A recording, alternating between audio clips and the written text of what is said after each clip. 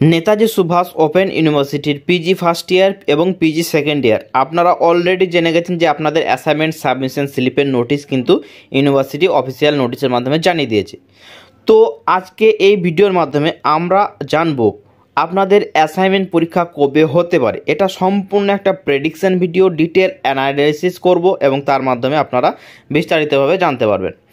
তো আপনাদের অ্যাসাইনমেন্ট পরীক্ষা কবে হতে পারে সেই প্রসঙ্গে যাওয়ার আগে আমরা বিগত বছর কখন অ্যাসাইনমেন্ট সাবমিশন স্লিপ ডাউনলোড হয়েছিল এবং কখন অ্যাসাইনমেন্ট পরীক্ষা শুরু হয়েছিল সেগুলো একটু জেনে নেব। এই নোটিশের মাধ্যমে দেখতে পাচ্ছেন যে এই নোটিশটা কালকে প্রকাশিত হয়েছে। আপনাদের অ্যাসাইনমেন্ট সাবমিশন স্লিপ ডাউনলোড করতে হবে 13ই মে দুপুর 2টো থেকে। এই নোটিশটা তো কালকে পাবলিশ হয়েছে।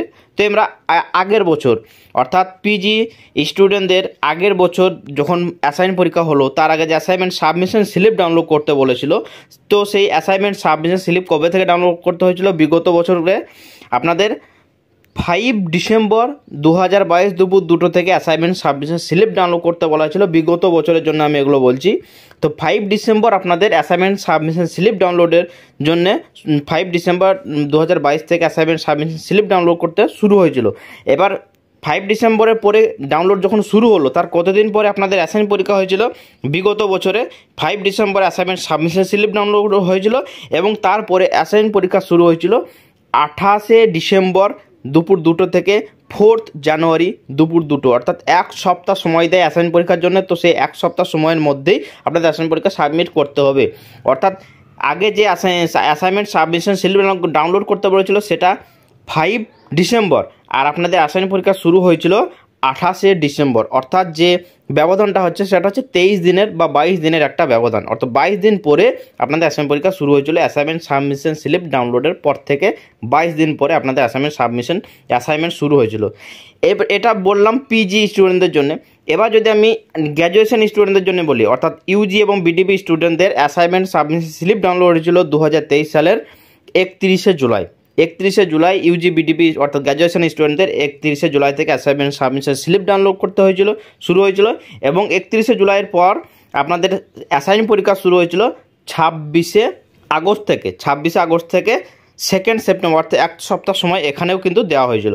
অর্থাৎ দেখতে পাচ্ছেন 31শে জুলাই আপনাদের অ্যাসাইনমেন্ট সাবমিশন স্লিপ ডাউনলোড করতে শুরু হয়েছিল ইউজি বিডিপিতে এবং আপনার ইউজি বিডিপির অ্যাসাইনমেন্ট পরীক্ষা শুরু হয়েছিল 26শে আগস্ট, অর্থাৎ 25 দিন পর অ্যাসাইনমেন্ট পরীক্ষা শুরু হয়েছিল। তো পিজি স্টুডেন্টদের আগের বছর যদি দেখেন তাহলে 22 দিন পর অ্যাসাইনমেন্ট পরীক্ষা শুরু হয়েছিল এবং গ্র্যাজুয়েশন বা ইউজি স্টুডেন্টদের অ্যাসাইনমেন্ট পরীক্ষা 25 দিন পরে শুরু হয়েছিল।